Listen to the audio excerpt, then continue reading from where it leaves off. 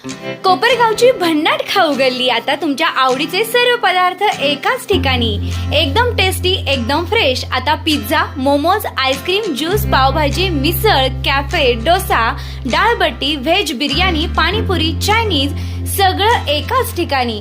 Taste एकदम जबरदस्त, quality full on आणि फॅमिलीसाठी बेस्ट व्यवस्था। आमचा पत्ता कॅनव्हास कॅफे, खाऊ गल्ली, निवारा कॉर्नर, कोपरगाव। कोपरगाव शहरात उभारण्यात येणाऱ्या साहित्यरत्न लोकशाहीर अण्णाभाऊ साठे नाट्यगृहाचं नाव कोणत्याही परिस्थितीत बदलू नये असे स्पष्ट निर्देश आमदार आशुतोष काळे यांनी कोपरगाव नगर परिषदेच्या प्रशासनाला दिले आहेत। नाट्यगृहासाठी प्रस्तावित जागेचा करार शासनाकडे प्रलंबित असल्याने आवश्यक असल्यास जागा बदलू शकते, मात्र नाट्यगृहाचं नाव कायम साहित्यरत्न लोकशाहीर अण्णाभाऊ साठे नाट्यगृह असं राहील असं त्यांनी ठामपणे सांगितलंय। साहित्यरत्न लोकशाहीर अण्णाभाऊ साठे स्मारकाचं लोकार्पण, नाट्यगृह आणि समाज मंदिर उभारणीच्या मागण्यांसाठी सुरू असलेल्या आंदोलनाला आमदार आशुतोष काळे यांनी गुरुवारी प्रत्यक्ष भेट देत आंदोलनकर्त्यांशी चर्चा केली। यावेळी त्यांनी समाज बांधवांच्या भावना जाणून घेत त्यांच्या मागण्यांवर सकारात्मक भूमिका व्यक्त केली। आमदार काळे म्हणाले की अण्णाभाऊ साठे स्मारकाच्या लोकार्पणाचा निर्णय समाज बांधवांनी सर्वानुमते द्यावा। लोकार्पण कार्यक्रमाची रूपरेषा समाजानं निश्चित करून नगरपालिकेला कळवावी, त्यानुसार नगरपालिका प्रशासन समाजाच्या इच्छेनुसार लोकार्पण सोहळा आयोजित करेल अशी ग्वाही त्यांनी दिली। यावेळी नगर परिषदेचे मुख्याधिकारी अजित निकट यांना उद्देशून आमदार काळे यांनी सांगितले की नाट्यगृहासाठी जागा बदलावी लागली तरी हरकत नाही, मात्र नाट्यगृहाच्या नावात कोणताही बदल होऊ नये। तसेच समाज मंदिरासाठी समाज बांधवांनी सुचविलेल्या जागेबाबत माहिती घेऊन योग्य ती कार्यवाही करण्यात येईल असेही त्यांनी सांगितले। दरम्यान 17 जुलै रोजी उपोषणकर्त्यांना अण्णाभाऊ साठे स्मारकाच्या लोकार्पणाची तारीख लवकर ठरवण्यात येणार असल्याचं पालिकेनं सांगत उपोषण स्थगित करण्यात आल्याचं समजतंय। निर्भीड न्यूज, योगेश डोके, कोपरगाव। जिथं कुठं तुम्ही नाट्यगृह कराल त्याचं नाव लोकशाहीर अण्णाभाऊ साठे असंच असलं पाहिजे। नाही तर तुम्ही जागा बदलली का नाव बदलायचं काही उद्योग नका करू। ते कुठेही करा तुम्ही, पण नाव बदललं करू नका।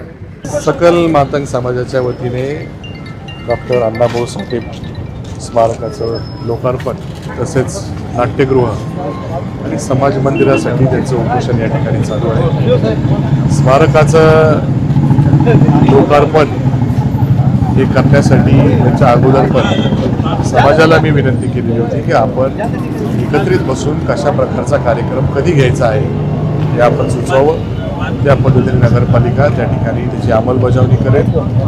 राहिला विषय नाट्यगृहाचा, त्या ठिकाणी जी काही जमीन आहे त्याचं करार हे शासनाकडे प्रलंबित आहे। त्याला निधी जवळजवळ 5 कोटी त्याला मंजूर आहे।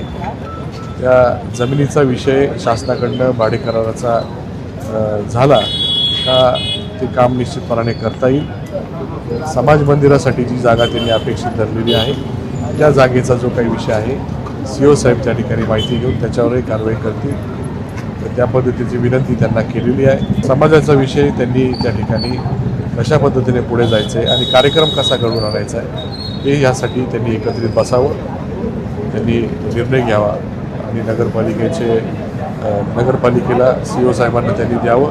त्या पद्धतीने त्याची अंमलबजावणी होईल एवढं या ठिकाणी त्यांना विनंती केलेली। उपोषण करण्यासाठी ते बसलेले सर्व कार्यकर्ते यांना विनंती आहे का आपण आपलं उपोषण मागे घ्यावं। सर्वोत्तम पुरस्कार प्राप्त संस्था ज्योती सहकारी पतसंस्था। ठेवी 406 कोटी, कर्ज 268 कोटी, एकूण व्यवसाय 674 कोटी। सोने तारण कर्ज, लॉकर सुविधा, मोबाईल बँकिंग सुविधा, सुलभ कर्ज वितरण, मोबाईल कलेक्शन आदी सुविधांसह विनम्र व तत्पर सेवा।